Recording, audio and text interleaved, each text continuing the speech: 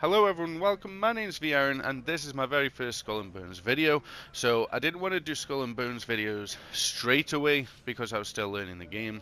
However, in today's video, I am giving you my boss killer slash fort plunder build. It's useful for both of them, and I just want to say before this video starts, no ship is unsinkable. I know everyone's gonna have their opinions on the bark's unsinkable and all this because it self-heals. It's not true. No ship is unsinkable at all. You just haven't done hard enough content that can sink you. So, we're going to start from here because we're in our black marketplace, our helm office, and I can show you everything from here. We are also going to talk about what food this build would require, which is really easy to get. I wouldn't worry about the food. However, I don't want all the NPCs talking down at the dock, so I'm going to do it from here, and all I need to do is hold the circle button and I can show you everything that's going on. So let's get started. So we need to change ship because I am running my bark at the minute. It is a ship that I use a lot of, however I am not plundering or boss killing right now, and I apologize if you can hear the dog. He's just on one at the minute. But anyway, we're going to get started with managed ship, and we're going to go straight to the weapons. And here we go. So on the front, we've got the twin winch ballista. Where do you get this from? This is from the black market. You buy it with sovereigns from Yanita or whatever the other woman is. I don't really go to her because she's like got no personality and she kind of annoys me. However, twin winch ballista, why have we got this on? Well, on ships, you can hit long range weak shots, weak points, which does an incredible amount of damage. It's very accurate, and it only has a charge. It has no reload, which is really useful as well. Also, when it comes to fort plunders, you can hit the weak points of the fort and the guard towers fairly easily, and it does a hell of a lot of damage. I think it does currently 16k depending on the fort. I think I did a level 10 fort not long ago and it did about 16 to 20k to the weak points. Really useful, so you should put this on the front because obviously when you're chasing a ship, and a lot of ships have that barrel on the back which is a weak point, this ballista will do some work.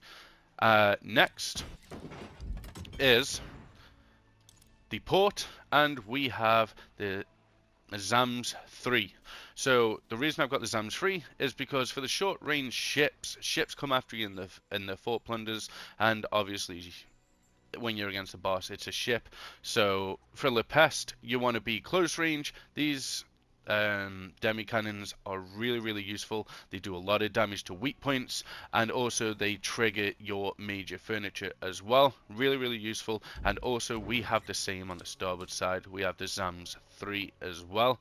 I can't wait for them to bring another level of these out because these are really fun to use, and I've always got these on the sides because they're just so useful at taking out ships, convoys, whatever it may be.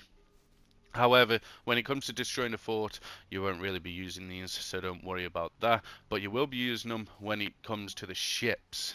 After you've taken the fort down, the ships will come after you, and then you've got to kill the ships. So on the back, which is the stern, we have the bombards. Dardanelles? Is that how you pronounce it? I think that's how you pronounce it. But anyway, we've got the bombards, and these do a mega amount of damage. A lot of people prefer the fire bombards. I prefer these. My aim is pretty good with them now. It never used to be, but right now my aim is pretty good with them, and they do a lot of damage, especially when them annoying rogues are chasing you. And you can actually hit the fort with these as well if you prefer to hit the fort with these, and then save your ballista for the ships that are approaching you. Again, it's all preference how you use them, but bombards on the back will take out any pursuing ships that are coming after you, especially if you're collecting your pieces of 8 and you've got them annoying rogues on your back. Next we have a mortar. Mortar is technically, I guess, for boss killing more so. He does do a lot of damage to forts and to guard towers, but I feel like with the recent change to the rockets and the easier aiming, I haven't tested them yet, but I think I will use these for fort plunders. However, you can use any of these. They both do work. I wouldn't use rockets on ships. I wouldn't use rockets on boss fights. They're not that good. The mortar, the poison mortar, definitely beats them. Definitely. So if you can get your hands on the poison mortar, get that. It's from the black market as well. Again, the Dardanelles from the black market, sovereigns. And then the Zams, you can get the schematic and you can go. I think there's schematics in the black market as well, but you use pieces of 8 to get that. So next up we have the armor. So the armor is going to change depending on what kind of content you're using. Right now I'm using the Ouroboros, and the best armor in the game is Black Prince, but I don't have another Black Prince right now, so I can't actually use Black Prince. If I had a Black Prince, I would definitely put it on. If I'm fighting against La Peste, I will go and put this armor on. Why? Because it does poison mitigation, which is really, really useful. So if I had a Black Prince, I'd use that as my main, but right now I've got the Ouroboros, which is still decent. It's just not as good as people thought it would be. But for La Peste and then poison fights, you definitely want the poison mitigation. I don't really care about the armor that does poison damage. I'd prefer to survive than to do damage, but that's just my preference on it. So that's the armors to use. If you like the Ouroboros, by all means you use that. It seems to work fine for me. I'm just saying that Black Prince is better. However, it works. Furniture, here we go.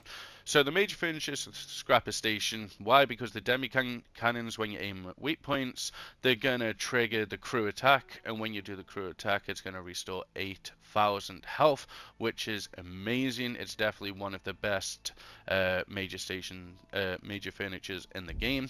The second one, we've got the La Potence schematics, and this is because them tankier poison ships that chase you when you're doing your pieces of 8, they get rather annoying.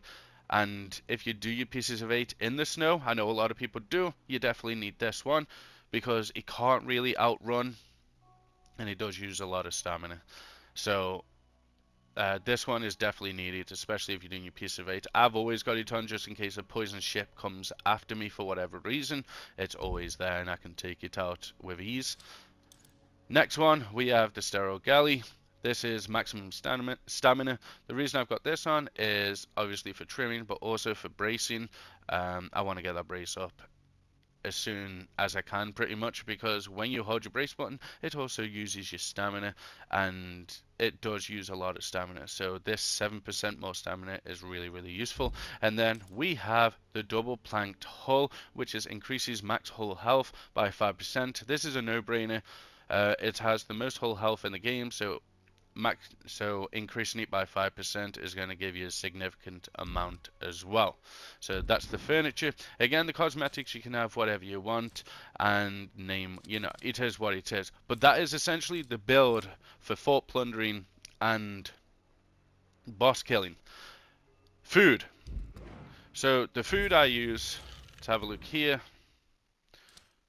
I see this isn't off the screen. Okay, so we're going to look down here, and as you can see, it's all in some sort of order. However, there is food that I want to use. So the food I use when I'm doing the harder content is bitter balling. The reason is restores brace mitigation by 20%, restores magicka regen by 50%, and restores crew to crew damage by 15%. This is really, really useful. I don't usually use it if I'm going collecting pieces of 8, but I wouldn't be in this ship when I'm collecting pieces of 8 anyway. But if you were wondering what food you need, go with bitter balling. I think the hawker at St. Anne has the recipe, but if not, one of the hawkers in one of the main villages does. It's either St. Anne or Telloc, but that is the best food to use. Have I missed anything out? I think that is everything. As I said, guys, don't stand there and take damage. No ship can do that. You can't just like stationary, like sit yourself somewhere and just take a load of damage from forts. You have to maneuver, you have to move around. It is a skill thing. You will get better at using your ships, and you will get better at taking down forts and enemies and whatever else. So keep at it. You will get better. Trust me. It took me some time. I used to be one of them people who would just stand stationary with the ship. I know it's not standing, but I don't know what else to say. And yeah, basically, use this build. Let me know what you think down in the comments below. Leave a like on the video if it helped you out. Subscribe if you are new. I'm planning on bringing out more Skull and Bones content as the weeks progress. Thanks for watching. I'll see you guys in the next one.